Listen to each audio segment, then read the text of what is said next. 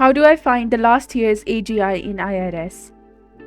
Hello everyone, this is Neha from Create, Login and Delete, and today in this video I'm going to talk about how can you find the last year's AGI in IRS. So first of all, what you have to do is simply go and visit the official website of IRS, that is www.irs.gov. Hit enter and then you will reach to the official website of IRS.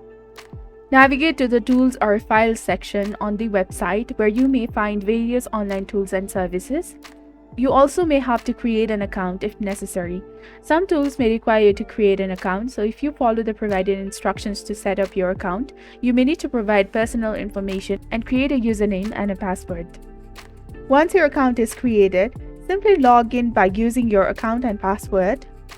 Follow any additional security measures such as two-factor authentication if required.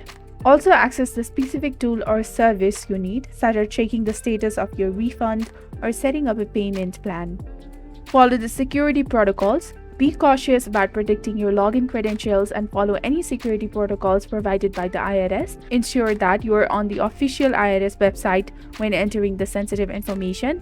It's essential to note that the IRS regularly updates its website and online tools. Therefore, for the most up-to-date information on accessing IRS online services in 2024, visit the official IRS website or contact the IRS directly.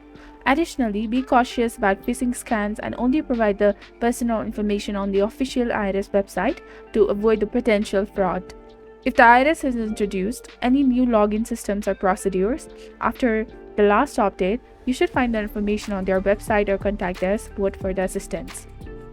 So this is basically how you can find the last year's AGI in IRS. If you found this video helpful, do not forget to like, comment, share, and subscribe to the channel for more amazing contents. Thank you. See you in the next video.